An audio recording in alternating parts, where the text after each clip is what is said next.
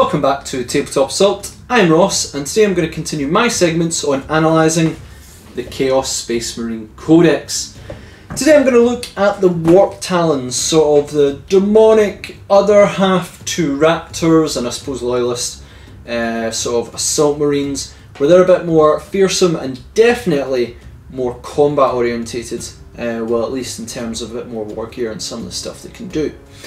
So how this sort of works is I'm going to speak about the sort of Warp Talons as you see them in the Codex. I'm going to look at their stats, war gear options if they have many, and special rules. And after that I'm going to talk about loadout and sort of role suggestion for them, along with legion traits, psychic abilities, stratagems that may be helpful for them as well. So with that, let's have a look at the Warp Talons. So Warp Talons have a movement of 12, so super fast. What do you expect from sort of jump pack infantry? Weapon skill and bliss skill 3+, standard marine sort of hitting. Strength and toughness 4, again what we're looking at standard marine. Wound 1, standard marine. Attacks 1 with 2 on the champion. Leadership 8 on both, so a bit higher than marines because I think the marines are usually 7. While they are, and their champions are 8, well they're all 8 across the board, and a save of 3+. So kind of standard for what you'd expect for sort of marines. I think the only difference between them and Raptors in terms of stat wise is the fact that they have a leadership of 8. So you'd think, oh well, that's kind of similar on that side. The advantage of Warp Talons is certainly more in their war gear, of which they only have one option, and also their special abilities. So in terms of war gear, they all have 2 lightning claws. That is it. So you've got 2 lightning claws, which lightning claws are a melee weapon. They are strength user, so strength 4, -2 AP, so a really nice minus AP. You know, I always favour, like, if you have -1, that's really good, -2 is excellent, and you know, better is better, but still, -2 is really nice. 1 damage, which, okay, but their special rule is that you can reroll failed wound rolls for this weapon, and if the model has 2 lightning claws, each time it fights it can make 1 additional attack. So you're basically getting an extra attack and reroll wounds for lightning claws, so with these guys that can be quite good. It's essentially on the board basically just a whole unit of Assault Marines or Raptors with lightning claws, and that gives them extra attacks. Cool! In terms of special abilities though, they do have Death to the False Emperor, which obviously if you start striking into Imperial units, any 6+ to hit, you get an additional attack that cannot cause further attacks. You are demonic, so you have a 5+ invul save. So on sort of standard troops when it comes to 5+ invul save. Now I'll not knock anything for really having an invul save, but when you've got a 3+ armor save and a 5+ invul save, the only way that actually becomes a big advantage is if something has -3 AP. Which things with -3 AP might target Warp Talons, but you're probably going to see things that are -1 or -2 AP with lots of shots try and take them down instead, and that way their sort of demon save is a bit negated. Nice to have, but when you have an armor save that requires you to be -3 AP for it to be full advantage, then it's kind of okay. It's nice to have though. However, having the demon rule is important. I'll go into that a little bit later, sort of. And then they also have Warp Flame Strike. When you set up this unit during deployment, it can be set up in the warp, ready to strike instead of being placed in the battlefield. If it is, it can use Warp Flame Strike to arrive in the battlefield at the end of any movement phase. When it does so, set a unit up anywhere that is more than 9 inches away from the enemy model. In addition, enemy units cannot fire Overwatch against units that arrive by Warp Flame Strike in the same turn. So yeah, this used to be really awesome, and there's been some changes in the rules recently that have made this not so awesome. There were some synergy rules that made this quite a good harassment strategy to deep strike in with Warp Flame Strike. Now you are sort of restricted to being the 9 inches away from your opponent, and you can't really improve that. So when you go to sort of assault in, you have to be 9 inches away and make that charge. Sure, your opponent can't Overwatch on you, but you also cannot, you know, if you fail that charge, they're just going to shoot you normally anyway. So it's nice to avoid Overwatch. But, you know, after certain changes is a little bit trickier to say as well. One thing I would say is a bit disappointing, these guys can't have icons at all, where other units such as Raptors can have icons, and they can take the Icon of Wrath, which has reroll charge thanks to Khorne. I believe if you go Khorne you get reroll charge. Yep, reroll charge with Icon of Wrath would be unbelievably useful for Warp Talons. I think I would prefer an Icon of Wrath and take the Overwatch most of the time than lose out on the Overwatch. So that's a bit disappointing on that side, you don't have that option. However, as I mentioned, they do have the Demon Rule, and there's a few things to talk about that as well. So yeah, I'm going to speak about a wee bit about sort of my sort of experience with Warp Talons, how I would use them, and sort of general sort of strategies with them as well. So there's two things to note in this one. One, at the moment I do not use the beta rules. That means I still deep strike in the first turn near my opponent's lines, though I don't deep strike much in games, you know. Anyway, that's another thing. So if I was going to field Warp Talons, I can still, you know, deep strike them until they become sort of main prime rules. I predict this is going to change. This is going to become a decision very shortly. In terms of, we'll probably see it, I think, in the next month or two, where we see a decision in terms of these beta rules. At the moment, I'm not using the beta. I'm using the rules that they have made official, which part of does affect the Warp Talons. But at the moment, I'm not using beta. I think there will be some major changes coming up in the future. How it will affect these guys is going to be quite major. The other thing that I'm going to talk about is that I'm not going to talk about them in the sense of if they are going along with Chaos Demons. This was something that was a bit of a point of contention last time when I talked about Possessed.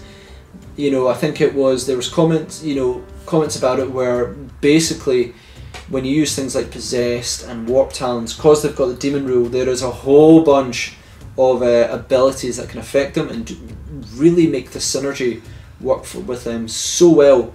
If you are wondering about the Demon sort of synergy, because I only want to really focus in on the Chaos Space Marine because that's kind of the book they come in, then I would suggest you go on to my Possessed video, go to comments from Jesse Bolsolel, I might have murdered that, and have a look at their summarising sort of all the abilities, and I think by God, so Khorne, Nurgle, Tzeentch and Slaanesh, what sort of synergy abilities can help Possessed, and a lot of the time I think they will help Warp Talons as well. Maybe not all the time, but I think most of them should be applicable, which is really cool. But I'm going to focus in on the Chaos Space Marine side. I will, though, for a wee bit of detail, just focus in on one from each god that I think would be kind of helpful. So, Possessed of Khorne, Locus of Rage, can reroll charge at 6 inches, and I'm taking these a lot from Jesse Bolsolel, but I have checked them, some in the Codex. Locus of Rage can reroll charge at 6 inches of a Khorne demon character in a Battle Forged detachment. So reroll charge rolls for Warp Talons is super useful. I wish we had an icon that could do that. You know, so there's no easy way to do that. This does help it. So dropping in a character that, if you're on a Battle Forged detachment of Khorne, dropping in a character will give you that reroll charge, which is really, really good. It'll improve their chances of getting into combat significantly. So yeah, having one of them nearby Warp Talons is going to be very, very good. Possessed of Tzeentch, Locus of Tzeentch. Yep. So Warp Talons of Tzeentch, Locus of Tzeentch, +1 strength from Changecaster. Getting extra strength will mean that they're strength 5, which will mean you'll shred opponents apart a lot easier. I always prioritise that if you can get to strength 5 or strength 8, you really improve sort of what the role of that weapon will be. Sort of if you go above the sort of standard marine sort of toughness, you're going to wound a lot more things on a 3+. Get above strength 8, you're going to be wounding heavy vehicles that are usually toughness 8 on an even odds, and lighter vehicles on a 3+. So that's why I always favour strength 5 and 8. So again, that +1 strength will bring them strength 5, meaning wounding's easier, and with the reroll wounds it means just a lot more damage. So yeah, Possessed of Tzeentch, Warp Talons of Tzeentch, Locus of Tzeentch, quite good from the Changecaster. So yeah, Warp Talons of Nurgle. So this one's a bit more, there's quite a lot of them. Virulence Blessing, which I believe is a spell. +1 to wound rolls and 7+ to wound, double the damage. There's actually a lot of bonuses to Nurgle stuff that I think can make Warp Talons like super deadly. Jesse Ball Solel says this one works well with veterans, and I wholeheartedly agree that putting them, Nurgle character for locus of virulence as well, +1 damage roll on the wound from a Nurgle Demon character. So yeah, I think the ones you want to go for is locus of virulence from the Nurgle sort of character, gives them +1 to their wound roll, I believe. The Virulence Blessing, +1 to wound roll, and 7+ becomes damage, becomes double damage. Sorry, no. Locus of Virulence is +1 damage when you're in that sort of local area for Nurgle, and then +1 to wound makes it easier. 7+ to wound, double damage. There is so many augments with the Nurgle one that you should be roughly doing between 2 to 3 damage with Warp Talons, which is going to 1 with their AP -2 and rerolling wounds is going to really make them damage vehicles and Terminators a lot easier. So yeah, I've played Nurgle Sword Demons before. It can be messy in terms of the sort of extra damage they can get, but it's awesome. I've explained that so badly, but I did say I wasn't going to explain demons too much, but it is really good. And then I'm going to quote Jesse Bosolel directly here for Warp Talons of Slaanesh. Hysterical Frenzy, so that's a direct quote. Get a fight ready now in the Psychic phase, because you can soul burst you too with a little help from your Psychic Crabs. Oh, how Khorne wished they had this one. I believe it's a Warp Charge 8 spell for Slaanesh models, and basically for Warp Charge 8 you can fight as if it's the fight phase. That's pretty awesome, you know, with Warp Talons. That's really good, you know, for Warp Charge 8. That seems a bit cheap to just go, yep, cool, I'm going to fight you now. It does require you to probably be charged by someone, which is a bit deadly, because you're in a protracted fight, you know, where you fought and then you've been stuck during your opponent's turn, they didn't fall back, or you didn't kill them, or they didn't kill you, so you're stuck in combat. But yeah, it's still pretty awesome. If there was a way to get into combat, you know, during the Psychic phase and then activate that Psychic ability, that would be even better. I don't think there is one though, but still, being able to fight as if it's the fight phase during the Psychic phase, pretty darn good on a Warp Charge 8. So yeah, I think I did a pretty bad, you know, not speaking of the advantages of demons. That went on a bit longer than I thought, but there are so many abilities and synergy that with demons can bring out Warp Talons a lot. Highly recommend you give a like to Jesse Bosolel's comment, have a read of it. You know, I read it and I was like, wow, that's a really good summary of some of the synergy that will work with your demon units from Chaos Space Marines. So have a look, it's really good. But I said I'm going to talk about this codex, so I'm going to talk about this codex. So in terms of loadout and uses for Warp Talons, pretty simple. They have Lightning Claws. Pair of and only Lightning Claws. No icons, which as I said is a real horrific pain. This does make them fairly dangerous though. This means that a full unit has the capability to do some serious damage, mainly to sort of heavier armoured units that have like 1 wound. Other Marines, even like Tau, you're just going to shred them like there's no tomorrow. I do feel that it would have been nice for Warp Talons. I personally would have liked if they were, especially for the Punch Ping, if they were 2 attacks apiece and 3 for the Lightning Claw. I think that would make them, for their points, again, a lot more deadly. They're still quite terrifying in terms of themselves, having a full unit of Lightning Claws, but they're a bit pricey considering that you're really only getting 2 attacks apiece. Having that third one, I think, would make them a lot more tempting. Let me know what you think on that one as well. But generally, not bad, you know, but there's many ways to use them. With that, I'm going to have a look at the Legion traits that would be applicable to them. So we're going to begin with World Eater's Butcher's Nails. When a unit with this trait makes a successful charge, you can make 1 additional attack with each of its models in the subsequent fight phase. This trait will help Warp Talons a lot, like a lot. It will bring that extra attack that I was talking about, though only in the charge, not in the favoured way I wanted it, which is just be on the stats. But with Lightning Claws, that just makes them a little bit more deadlier. So you get more attacks, more reroll wounds, and hopefully more carnage. So yeah, Butcher's Nails, pretty good. Renegade Chapters, Dark Raiders. This allows a unit with this trait to advance and charge in the same turn. You can advance and charge with the same unit if they do both. With impressive movement already for Warp Talons, adding an extra d6 will just give you a further command over the battlefield. You can't shoot with them, so being able to advance with them is almost obligatory if you can also charge. However, it does mean you have to ignore one of my favourite stratagems, which I speak about anytime we talk about infantry or bikers in this codex, which we'll get on later on, but renegades cannot use it. Night Lord's Terror Tactics. Models in this unit must subtract 1 from the leadership characteristic for each unit that is within, with this trait that is within 6 inches of theirs, so to a maximum of -3. I really love sort of Night Lord morale bombing and having Raptors and Warp Talons come in and terrify the opponent and cause them to fail morales and stuff. It's not as maybe reliable as I'd want it, but it's still pretty cool. It's not as easy to pull off as Raptors, because Raptors have an icon that adds -1. They've got their Fearsome Visage, which is -1 as well in combat, which means they can easily pull off the -3. Not so easy for the Warp Talons, but I feel that multiple small units of Warp Talons charging in about the place and getting all their auras of -1 can be super cool as well. So I really like, the Night Lord's Fear Bomb when you do have the mobility to get in close and the combat ability to follow up with it. Alpha Legion, Hidden in Plain Sight. Your opponent must subtract 1 from hit rolls that target unit with this trait if they are more than 12 inches away.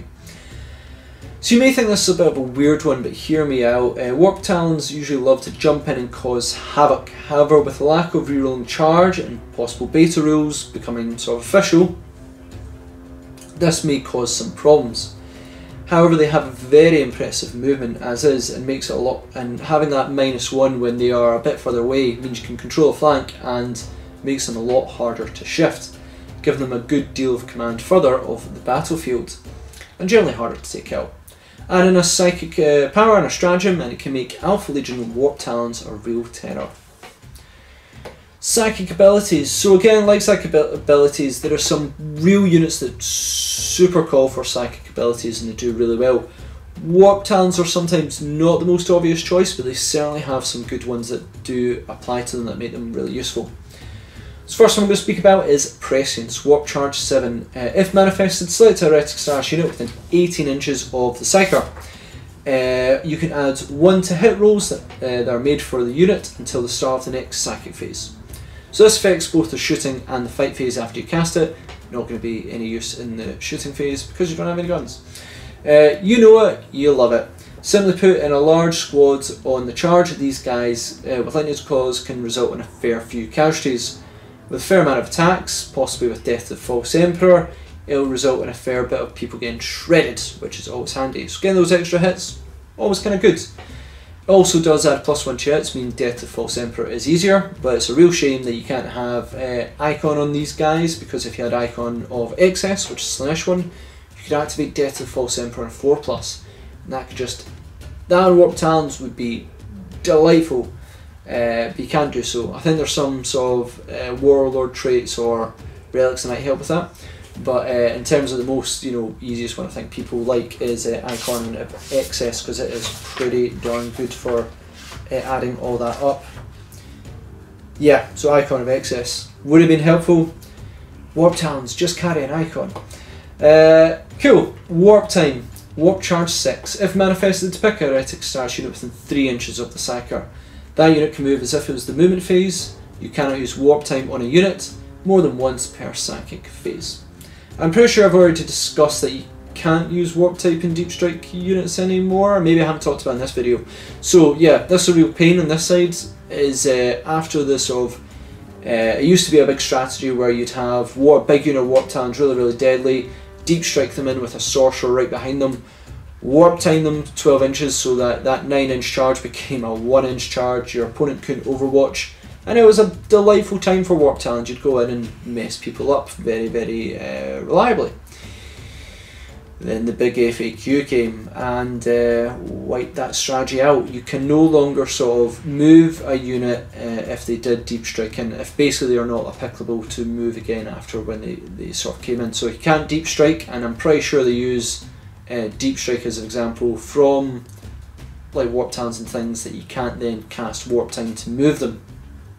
So that's a real pain that you can't actually do that. It means that when you come in, you're still going to be stuck with a 9-inch charge. So where's Warp Time going to actually be useful? So, you know, what I would say in that one is that they are still pretty fast. They have a 12-inch movement, and then if you chuck in Warp Time as well, that moves them a further 12 inches, giving you a movement total of 24 inches, which should put you in threat range, even in turn 1, of just about most of your opponent's line, maybe even more reliably than deep striking in, and unless it's like backline stuff you're going for. I think overall it's really a choice of what do you want. Do you want to have this 9-inch charge and you can avoid your opponent's Overwatch when you deep strike in, and you can go, hi, you can't hurt me in Overwatch, but I risk failing that charge? Or you can then sort of warp time, you know, move them in, you know, 12 inches from your deployment, warp time them forward, and then probably get a much closer charge, but you will have to suffer the wrath of Overwatch. Difficult one, but if you've got warp time free, I would almost say just deploy them, and if you get first turn, just chuck them across the battlefield as quick as possible with warp time, and then harass your opponent like there's nothing on earth. Deep striking in and not being able to move further or reroll charge is a real pain for these guys. Stratagem recommendations. So we're going to start with the obvious one. Veterans of the Long War, 1 command point. Use a stratagem when a Heretic Stars infantry or biker unit is selected to attack in a shooting or fight phase, excluding renegade chapters. You can add 1 to win rolls made for the unit until the end of the phase. So always a bargain at 1 command point. Being able to make wounds easier is a huge advantage. Being able to reroll wounds, you know, as well on top of it, makes just, you know, making it all the more reliable that you're going to get wounding in there. If you have enough guys in the squad, this will just make them shred even better. One thing to say about veterans is there's nothing stopping you from, you know, activating it on obliterators in the shooting phase and warp talons, or maybe berserkers in the fight phase. So certainly it is one of the most useful stratagems I find for the Chaos Space Marines. I'm going to talk about it as long as I'm talking about infantry and bikers. Next one I'd go with is Fury of Khorne. Costs 3 command points. Use the stratagem at the end of the fight phase. Select a Heretic Stars Khorne infantry or biker unit. That unit can immediately fight again. As I always say with this one, it's a little bit pricey, you know, with these guys, but it does help shred your opponent apart even further. So yeah, on occasion you will need to fight again because you didn't quite rip your opponent apart as well as you intended, and so this will help eliminate them further. I'm a bit dubious whether it's worth 3 command points, but certainly if you've got enough attacks and you're trying to take out a big unit, it might be worth it. Just a shame you have to do it at the end of the fight phase, not straight after this unit actually fights, because that would be awesome and maybe worth 3 command points, because then you'd stop your opponent fighting you first, because I'm pretty sure they will, and then you'd get to fight again for 3 command points and you've suffered casualties. So yeah, maybe if you got a fight, you know, straight after you attacked, yeah, 3 command points, probably would say it'd be worth it. Still pretty useful though. Forward operations, Alpha Legion only, cost 1 command point. So yeah, that's a long one, I'm not going to talk about it in detail, but it's basically you sort of deploy, you know, I think is it like after the first battle round, but before first turn, you can deploy your unit anywhere that's more than 9 inches away from your opponent. What's important about this sneaky tactic is that say you get first turn, you can just then move straight away. You know, it's during the just after the first battle. You know, it's just I think as the first battle round begins, but before first turn, you can deploy them and then move if you get first turn, and that will be you in charge range, guaranteed. So having sort of forward operations, then deploying in that, yeah, I don't think you won't. Your opponent will still get to overwatch you because you didn't set up in what was it, Warp Strike. So the Warp Strike version of it, because you know you came in a different way. Yeah, Warp Flame Strike. You didn't deploy that way. You deployed by forward operations, but you can move your 12 inches and get really close to your opponent, and that's kind of worth it for 1 command point. I've done it with Khorne Berserkers as well, and it's absolutely awesome. But having it with with Warp Talons makes it all the better. So yeah, that actually makes it really worth it for them as well. The last one I want to mainly target is Let the Galaxy Burn. Black Legion Stratagem, 1 command point. Use the stratagem when a Black Legion infantry or bark unit is selected to attack in the shooting or fight phase. You can reroll all hit rolls of 1 for that unit for the rest of the phase. If the unit is a Chaos Spaceman squad, it can reroll all failed hit rolls for it instead. So I really hate the Black Legion sort of Legion trait. I do not rate it as one of the highest ones. However, I'm a huge fan of this stratagem. For 1 command point, being able to reroll all 1s, super useful for plasma weapons, but just about any unit being able to reroll 1s to hit is gonna help. So yeah, really nice to keep that in your back pocket if you're a Black Legion player. Would be nice if it was something that all Legions could use, but hey, if you are Black Legion, then yeah, really handy to have that one as well. So that's it guys for my Warp Talon review. I would say that the beta rules are going to make it a bit more interesting for these guys. Same as I said for Raptors, we'll probably find out in a month or two what they sort of have planned. Now when they go from beta rules to alpha rules, sometimes there are changes between it. So we'll see how much the rule will apply. Obviously the more people we play at the moment and test it, will give feedback to sort of firm the rule down to make it a permanent one. So we'll see what the feedback comes in that one. But I do remember a time when if you deep striked, you could only do it after turn 2 either way. So that was like an edition or 2 ago. So it was only in this edition we got to deep strike turn 1, but man, it's been good. So it's going to be interesting to see how these guys have been affected. They have already been affected by the beta rules, the rules changing the big FAQ significantly by not being able to be warp timed when they come in from deep strike. Does this mean they're not usable? Absolutely not. They're still pretty awesome. They make good shock units. Their survivability is a bit for their points, but they still can shred if they get the mobility to get straight into your opponent's lines. Can be quite deadly. So I'd love to hear what you think guys. Please comment, share, like and subscribe. I actually have a whole bunch of Warp Talons in production at the moment, and then the big FAQ came and I was like, on my priority list of stuff I've getting produced, they've gone down a wee bit, but we've got so much more stuff coming as well, and they are still on my list coming up, along with a bunch of Raptors, but they'll be on the channel in some time in the future. But I have a whole bunch of them as well, which will be super cool. So yeah, please comment, share, like and subscribe. Let us know what you think. Check us out on Facebook and on Patreon to see the sort of projects we're working on and extra content we do produce as well, and support us to produce more content. So thanks again, and we'll see you on our Tabletop Assault Battle Report.